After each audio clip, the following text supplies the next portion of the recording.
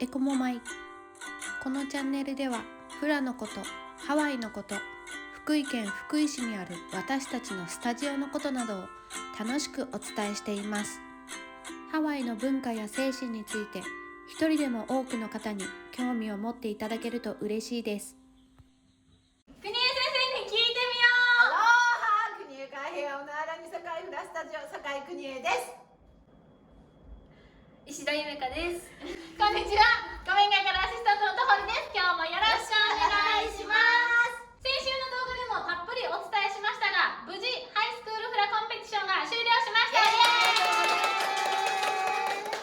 ゆめちゃん、いかがでしたか？いやもう本当に皆さんには本当感謝しかないです。もう悔いなく踊れたなっていう感じはもうしてます。今日はそのコンペでご披露しました曲と衣装の解説を先生にしていただこうと思います。はい、まず曲について、はい、何の曲でどんな内容の曲だったんでしょうか？はい、曲がレイパカラナという曲で、ナーバイエハのカマレイカバアーさんが作られた曲になります。この曲は彼のお母様がそのレイパカラナ、日本でいうとイエライシャンになるんですけど、そのナイトジャスミンになるんですけど、それをね育ててらしたらしいんですよ。それでそのいい匂いがするそのパカラナを育てているお母様のこととかご家族のことをモチーフに歌われた曲と言われてますね。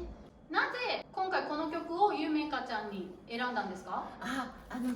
ゆめちゃんの、サポートはやっぱりご家族がずっとされてきたんですよね。そして私たちも家族の一員だった。もうスタジオ全体が5歳から始めたゆめちゃんのずっと小さい時から私たちも家族だったっていう意味でこの曲をチョイスしました。でなんかやっぱりいい香りがするっていいなと思って、それがね本当ほら良い香りがすると愛の命令だったりそういうことが多いんだけど、この曲は家族のことを歌っていたのでこの曲がいいなと思ってチョイスしました。ゆめちゃんはこの曲を踊ってる時にどんなことを考えながら踊りましたか？まず第一は家族のことを思いながら踊ったし、だからもう見てくださってるみんなにも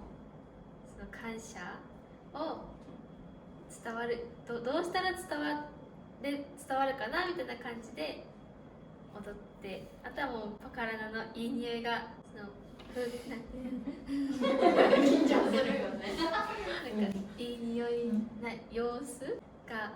パッて映るように踊りました。次に衣装についてですが、今回の衣装のポイントはどこだったんでしょうか、先生？2段階にチュールを上にかけてあるんだけど、下の生地に関してはゆめちゃんが自分で染めたんですよね。天気のいい日に外でねムラ染めになるようにいっぱい彼女が染めて、その上になんていうの、チュールなんていう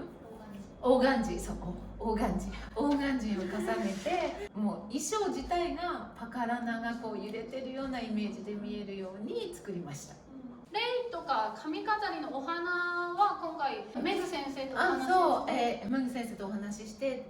メグ先生育ててくださって、大きいデンファレとかランの中にちゃんとパカラナを入れてくださったんですよね。それで頭もねゴージャスに作ってくださったので、もう私にとってはぴったりのレイとここだったなというふうに思っています。はい、その日のゆめちゃんの姿、先生にどう映りましたか？もう神々し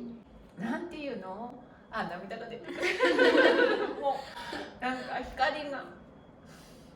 彼女の周りを白い光が取り囲っているように、でも本当に女神様がそこにいるような雰囲気だったなと思います。私も応援に行ったみんなやスタジオ先生、メグ先生もたくさんのご家族の方なんか、みんなの愛が一つになって、それをゆめちゃんがこうフラで体現してくれてる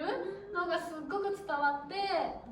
優しくてあったかくて美しいっていうね、綺麗でしたね。そう、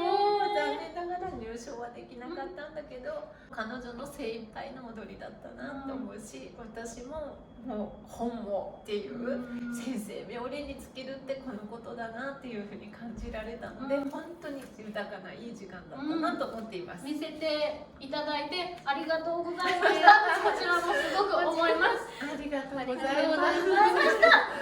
それでは今日はこの辺で最後までご視聴いただきありがとうございました。チャンネル登録ポチ、グッドボタンポチ、どうぞよろしくお願いします。またお会いしましょう。あうよ国枝先生に聞いてみよアロう。ハ国枝海平なラニサカイフラスタジオアシスタントゆめちゃんに何って言ってもらおうと思ってたらアシスタントとばっかりごめんなさい。